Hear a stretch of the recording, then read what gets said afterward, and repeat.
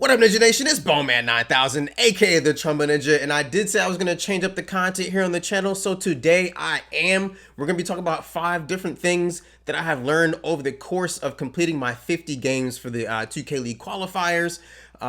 Some of it will be 2K related, some of it will not be 2K related. I hope this is something that you guys enjoy, but let's not labor on too long. Let's get on to the video. Boom. So the first thing I learned while completing my 50 games, yes, I did complete them.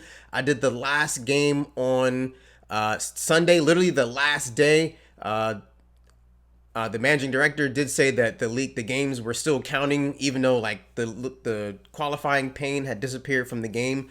But anyway, I finished my 50th game. I played with randoms for the last 2 games. Somehow we lucked out and I got a good team and the other teams weren't good, so there's that. But the first thing I learned while completing this was that inside scoring big men are dead. Say it with me now.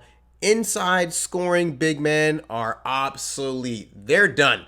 And there's a couple reasons why this is the case, right?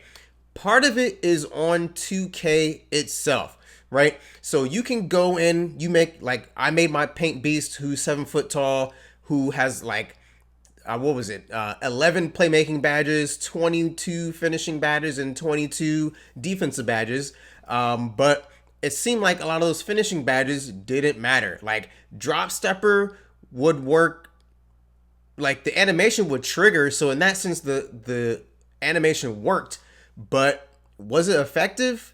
Only against people who were smaller than me, which I had to wait to go up against a 6'11 center or 6'10, or end up playing the power forward spot, which is another reason why this type of build is dead. That's a whole other thing, but we will be getting into that.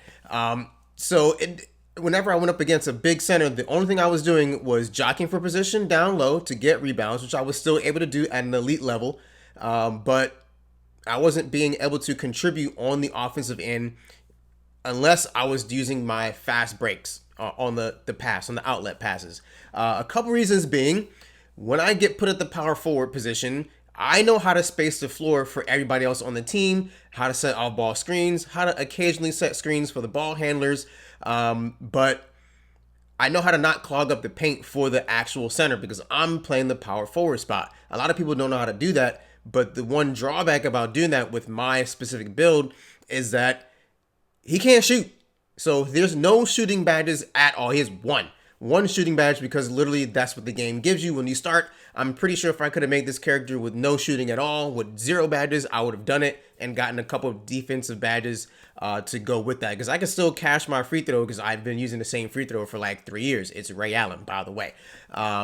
So there's that. I can't shoot at all. Like, not at all. It would be like full white air ball. So there's no shooting for me on the build, which then causes a problem. So I'm setting off-ball screens. Sometimes the guys take the off-ball screen, they try to play with it and try to get open. Cool, I can get them screen assists by doing that way. A, the game doesn't count that as a screen assist, so that's kind of weird.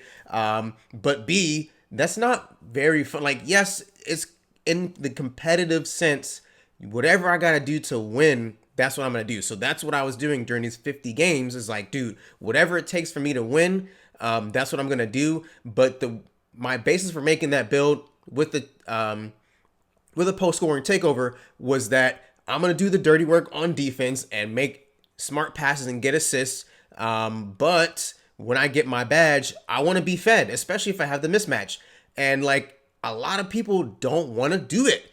They see your badge blazing, like we're in the 50 games qualifier and like the guard is holding the ball. I'm like, dude, just pass it down here. I have a mismatch. Let's get it popping. When you don't have the mismatch, obviously go away from me, whatever, totally fine. But yeah, people will like drive in front of me, drive behind me as I'm posted up with my man posted to try to go for a layup. Yes, they would still make it because they were able to use hop steps and whatnot. But I wasn't able to get going and that wasn't very fun for me. So yes, it is dead. Another reason that it's dead is, so the rest of the post moves, yes, they kind of work, but a lot of times they leave you bumbling, not in control of your player. And when the guards have more control over their player than you do down the post, and that's supposed to be your domain, that means the build is not good for what you're trying to do with it.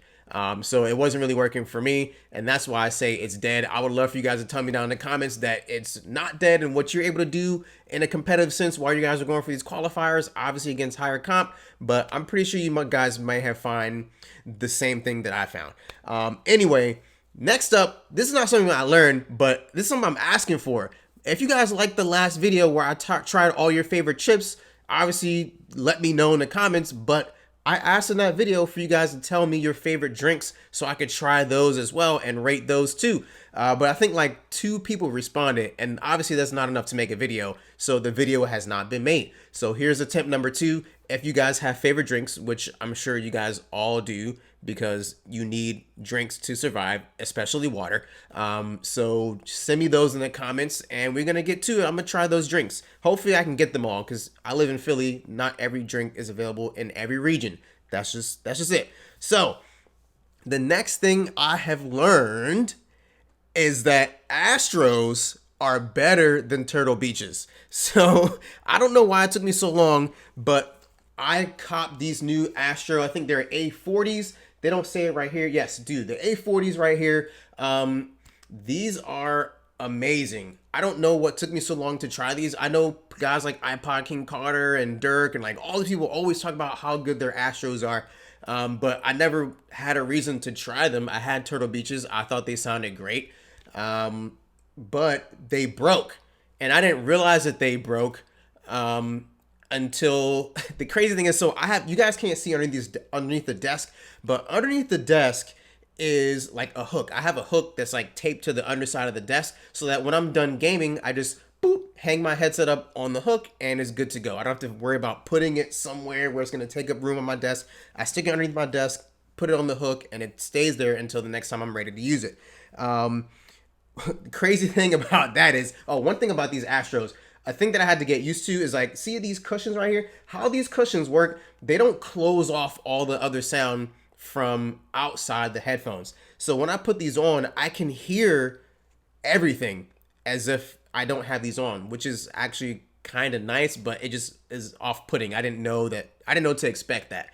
So these are very cool. I saw a dude in a video doing a review before I bought these. I bought them at Best Buy. I'm sure you can order these from pretty much anywhere, but I'm kind of hasty when I make purchases and I don't want to order something and then have to wait for it to come in the mail. I needed a replacement ASAP, and so I got a replacement. Some dude in one of the reviews like twisted his jaws and they're like, see, they don't break, and they didn't break.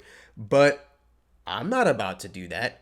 Why would I do that? I just made a purchase and I'm not that reckless. I'm not rich. You guys really support me well, who guys have been here on YouTube, but I ain't got money like that. And that guy obviously does. He has a much bigger following for his whole channel, but they didn't break. They're really durable, which leads me to why I had to get these in the first place. So let me put these back on the hook. Let me get my Turtle Beaches, right? So you guys will see the mic is still intact, right? Cool. This mic never broke on me. It was great the whole time. No one ever complained that they couldn't hear me or that I sounded terrible. This has sounded great. I've had these pair for like, I don't know, 5 years. I got them when 2K14 came out. That was the first one on Xbox One and PS4. And so I got them.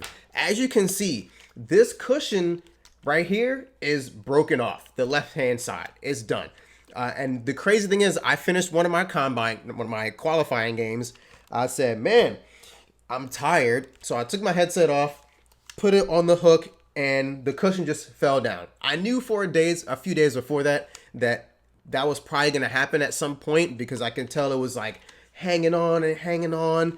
But it finally broke, and I was not about to like try to tape it back on there or like wear it like this. That was not gonna happen.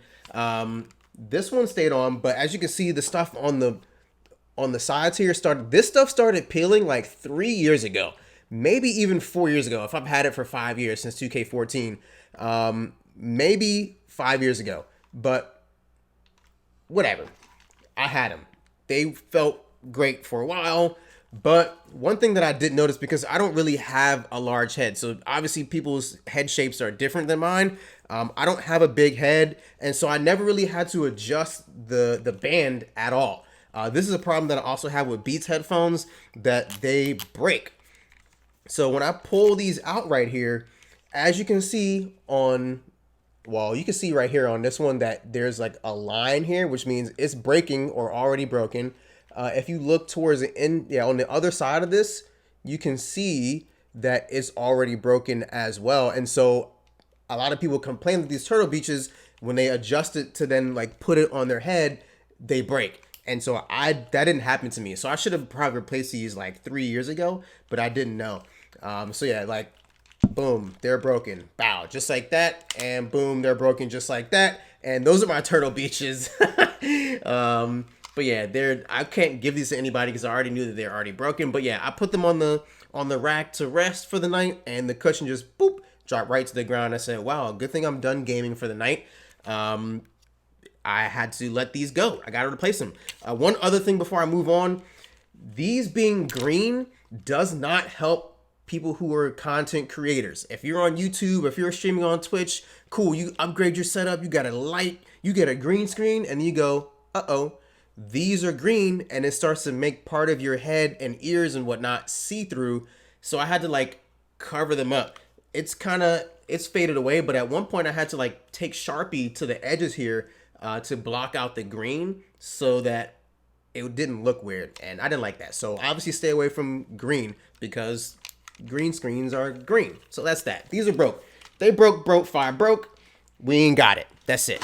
Next thing I've learned is that people are not as professional or as hungry as they say they are. Literally, like I was in like 3 or 4 different Twitter chats and Discord servers for people that were trying to get their 50 games in, and like people were hemming and hawing in there. They weren't really playing games. They said they were like down to play, but like it'd be like 40 some people in the chat, and like anytime you ask like, yo, who's running right now, like at a decent hour, 7 o'clock at night, 8 o'clock, even for like you 11 o'clock midnight people on the East Coast who run late, maybe like 2 people would answer.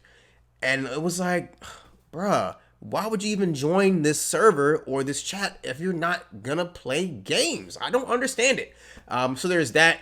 That's part of being hungry. When you finally do get on the court, people get super like duper frustrated at stuff, and like they're not able to understand that yes, people are better than you, and you know people do sweat on 2K, and so you just gotta realize that you have to go into these games with a professional mindset, knowing like you might come in here and you might take an L. Honestly, getting these 50 qualifying games, I played a fourth of them at least with randoms, and I was able to win. So like, you don't have to have a full team. It obviously helps because if you run into those full teams that should be playing pro-am, yeah, I'll say it again. These teams should be playing pro-am, but they're out here trying to play rec, trying to take advantage of people who don't have folks to play with, and who are like just hopping in to casually play a 5v5 setting. Shame on you if you're a team owner who takes your team to rec a lot just to prey on people who aren't as good. Okay? Obviously, there's a matchmaking system and it's ranked. Go play that. It's called Team Pro-Am, 5v5 or 3v3. But yeah, I literally joined a team, right? I have 2 teams that I've joined.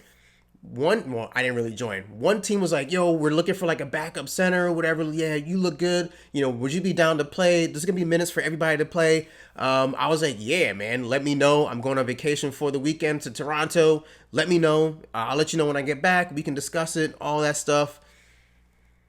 Nothing. They're like, cool, we're going to play right now. How about tomorrow at 5 o'clock or whatever? Be online, ready to play. Cool. I hop on. It's 4:55. I'd send a text, yo, I'm ready to play. I'm online. Let me know. And this dude talking about, I'm not home yet. And I'm like, all right, well, when you gonna be home? And he goes, well, we also gotta wait for the other people who are on the team. They're not home. They got work as well. And I'm like, you told me to be ready at a specific time, but you're not ready to play yourself. You're the team owner. If you're the team owner, you don't know how to lead your team, and you don't know how to know the basic professionalism aspects of being on time and say what you mean, I don't even want to play for you. It's weird. I don't know why people do that. So I actually blocked them on Twitter. I was like, I'm done with this. I'm not going to sit around and wait for all your people to get home off work when you told me to be ready at a certain time and you knew you definitely wasn't going to be ready. So yeah, that's just that. That's all I got to say about that. just be more professional and just know that you're probably gonna take an L from time to time, and it's fine. There are people who are better than you. Fine. The next thing that we have learned while playing these 50 games is that zone defense is prevalent, but you cannot rely on zone defense at the elite level. If you watch the 2K League, I've watched the 2K League a lot on Twitch. I've gone to the studio on 2 different occasions. One was for the 2K League finals, and zone defense is that's just not the wave. Like, those players are better. You cannot sit in zone and expect them not to be able to break you down. So they play man-to-man. Sometimes they bait and whatnot, but they are playing man-to-man. So don't think that that's going to be the end-all be-all. You're just going to be able to sit in zone, and it's going to work every time. They will break you down, whether off the dribble with the pass. These guys are wizards. Like, people like Fab, like, just nothing you can do. Sorry, like, he's going to get 10 dimes on you, and you might lose. So there's that. Don't expect to just sit around on 2K playing zone defense. It don't work that way. But yeah, we gotta appreciate the pros because they're good and they kind of command that type of respect. But anyway, the next thing that we have gone on to is, before we do that, how many people do you know are such big fans of their team that they have a blanket that's Miami Heat? They have a replica trophy, not just one, not two, not three. No, okay, I'm not LeBron, but I have 2 replica trophies of the Miami Heat championship, the Lario B. Okay, the shout out to my girlfriend for actually getting this for me. It was like a Christmas present. She said she got it as a surprise, and she opened the box and like there was a small little scratch, and so she complained. And instead of them taking one back, they said, keep that one and we'll send you another one, and it'll get there before Christmas. So shout out to the Miami Heat store team for doing that for me. I have 2 trophies in the house that I like to walk around with from time to time. And this shit it's just fun to have. Like, I go to places with the trophy out, and people are like, really? You that much of a fan? I go, yeah, I'm that much of a fan. So shout out to your team if you guys have an NBA championship won, or if you're a fan of a championship, if you're a fan of an NBA team who doesn't have a championship that you think can get one now. Sorry, Knicks, there's no way you're getting a championship in the next 5 years, unfortunately. Maybe not even this next decade, because they don't know what the F they're doing. But anyway, that's a whole nother topic for another day. Shout out to the 3-time champion Miami Heat. This is their Lario B. Moving on to the very last thing that I have learned while doing my 50 games. Although I applied for the 2K League, I realized 2K is not everything. And so to give the people what they want, aka you guys, Ninja Nation, I will have to vary up the content on the channel. I do plan on playing the Outer Worlds, so that's going to be something. Look out for that. I love the game Fallout, and it's the same people who made Fallout New Vegas, which is a game I really enjoyed, but I didn't enjoy the very, very end. Spoiler alert, I mean, the game's like 10 years old or whatever. Spoiler alert, it doesn't really matter what faction you decide to go with at the very end. You could just change your mind like literally before the very last mission. And I didn't like that. But other than that, I loved that game. It was a great game. But yeah, they made the Outer Worlds, and people say like it's not Fallout, but you can see how everything works, and that it's just way better. It's a completely different game according to those who have been reviewing it, and it sounds like something I really want to play. So I want to put that on the channel for you guys. You guys really did show up watching the Red Dead Redemption series when I was doing that. I'll be doing videos like this where just me talking with you guys. I plan on breaking down NBA 2K League stuff on the channel. I plan on breaking down actual NBA stuff from night. Maybe I'll do like a nightly recap of the games that I watched, because I watch a couple games a night, and we can talk about that. But yeah, I'm gonna be varying up the content. I will be streaming on YouTube. I know I have a Twitch. Maybe I'll stream there from time to time, but I will be mainly streaming on YouTube because you guys are here. You follow me here on YouTube, so why wouldn't I repay you guys by streaming for you? So I'll be doing that. And there will still be 2K content coming. I gotta make the new build video for the stuff that I've made.